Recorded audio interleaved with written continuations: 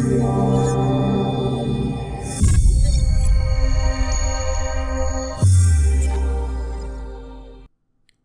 Dave is brought to you ad-free by my supporters on Patreon.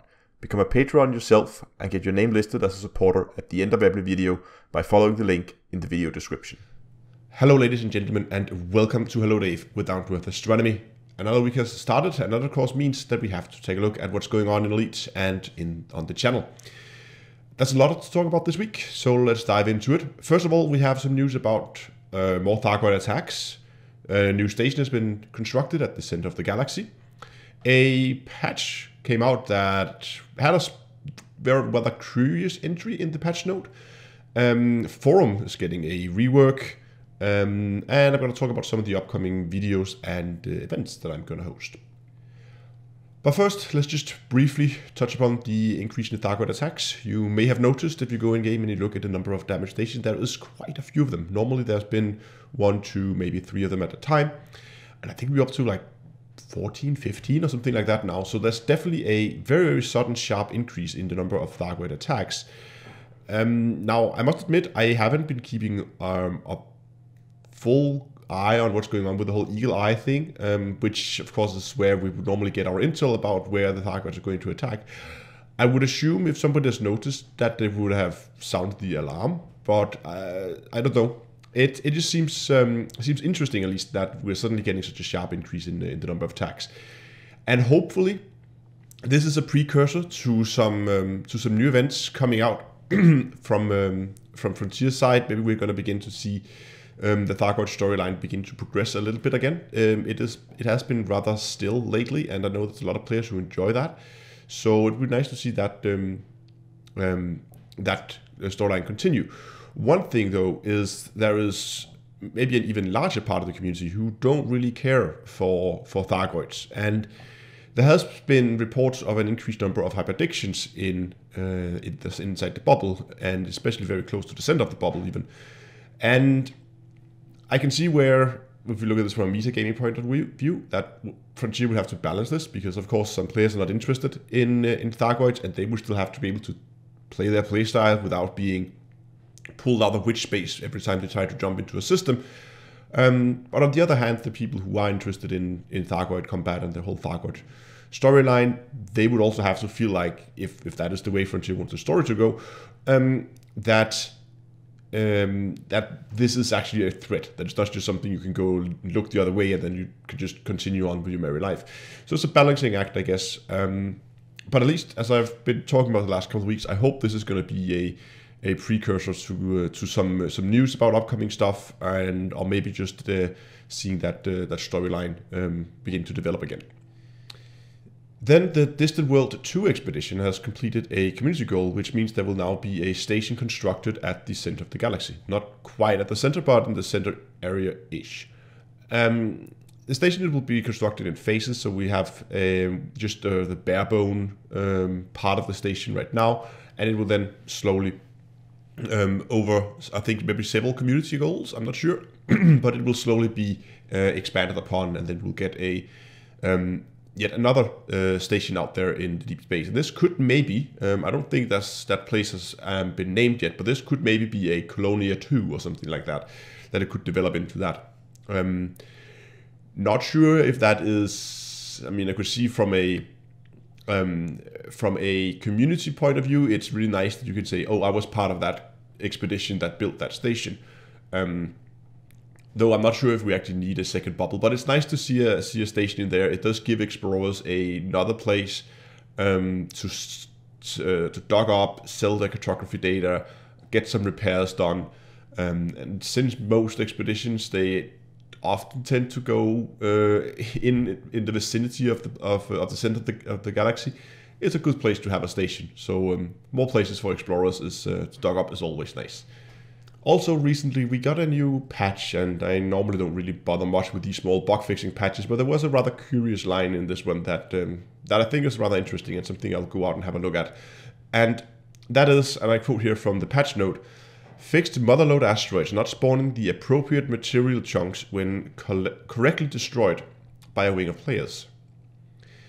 So that might seem like a small thing, but it could potentially be quite significant.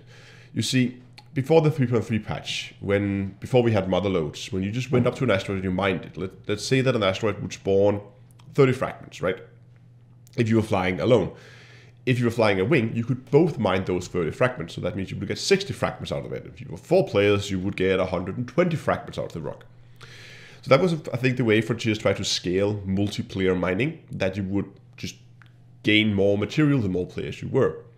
There are, of course, still some issues with this. The fact that cargo sharing is a little difficult, and how do you split the credits once you're done, and something like that. But if that is the same they've done here, if they scaled it up in the same way, so if you are multiple players that destroy a fragment or destroy a mother load, that you will then get the same number of fragments but multiplied by the number of players in a wing, then I could definitely see that may begin to be more interesting, because if you could find a way to split it up so it would be shared equally or be shared between the players in a fair way, then I could definitely see this becoming a very profitable way to do it, because you could then, when you find a rock, you could then, of course, mine it, you collect your fragments, you split up, allowing you to find the next rock a lot faster. And the one who find it could potentially already prep it and crack it open, so when the second ship arrives, it would already been open and they could then begin to collect. Now, exactly how they would do that, because they could, of course, just increase the number of fragments that spawn once the asteroid cracks open, but I don't think they would increase the number of surface fragments, like surface deposits you could shoot off. So it wouldn't probably not be a true doubling up. So I'm not sure if it's really worth it. But I think it's something I want to go out and give a go, just to see how much we actually get. And I'm thinking the way I want to do it is to probably going to do it doing a live stream. I'm thinking doing it tomorrow actually. But try to go out in the ring. Mine like just a few rocks, let's say 5 rocks, and write down how many fragments we got per rock, and then get someone else in. We fly in a wing, and we do the same thing with 2 people, and then again record how many fragments I get per rock. That could be a way to do it, just to kind of see how this scales with multiple people. I think that's something I'll go and do a test of tomorrow. Also, the forums are getting a rework. I'm actually not sure exactly what they're doing, but they said that they're getting a rework, and this sparks some rather negative comment from some people, saying, "Wait, why? Who asked for this? Why are you reworking the forums? Isn't there more pressing matters?" I think it's important to note that the people reworking the forums is probably not the same people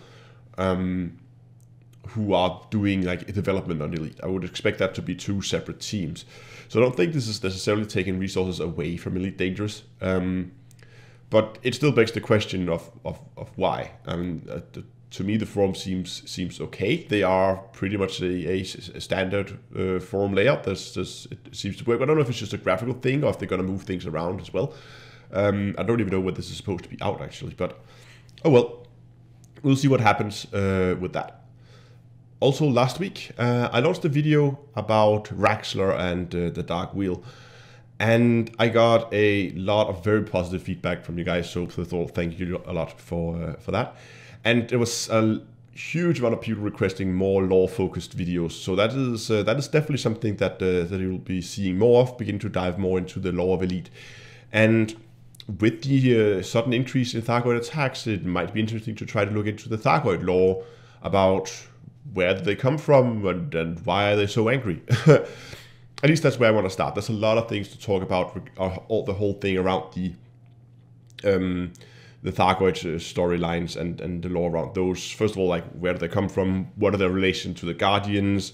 What's happening with Aegis and the whole Eagle Eye project? And there's a lot of things. And again, as always, I'm trying to keep those videos more of a, this is what we're pretty sure about, because as with anything in Elite, there is a lot of speculations about different things, like, and I don't want to go in and this becoming like a tinfoil hat kind of series of videos. So I would rather just try to keep it with, these are the things that we are pretty sure about, that we know. And then I might just mention that there are ideas and conspiracy theories about this and this and this and that. And then I will leave it up to you guys to go out and search out that information if you're interested or make up your own mind about it. So try to keep it factual at least. But definitely more lore videos are coming out. And also, I also had last week a video about a headset review from Logitech. I just quickly want to mention that I'm still running a giveaway. It will be running until the end of this week. If you haven't signed up yet, I will link to the video in the more info icon up here. So you can go and you can click that, and you can go over there, and in the description of that video you will find the link for the giveaway and all the information you will need if you want to sign up. So if you want to win yourself one of 5 G432 headsets from Logitech, head over there and give that video a look, and find the giveaway link in the description. And then the last thing I need to talk about is, of course, live stream is, as always, tomorrow. And as I said earlier, I'm probably going to take out a mining ship and give that new mining thing a go.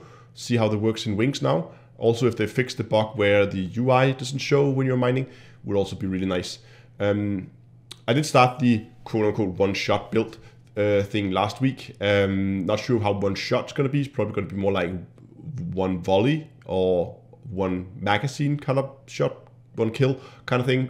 Currently, I'm working with some fragmentation cannons, and I need to go and get some more engineering materials. But I'm just going to put that on hold at least for a week here as we test out the mining, and then that project will resume as well.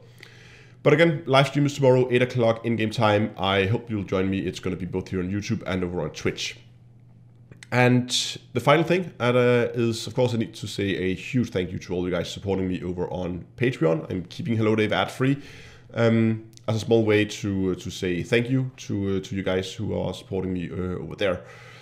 And yeah, if you want to support the channel, again, there is a link in the description, and you will also have a chance to get your name. You can get your name listed at the end of the video. That's going to be it for this week. I hope you enjoyed the video. If you did, give a like, subscribe to the channel, and until next time, I will see you guys in space.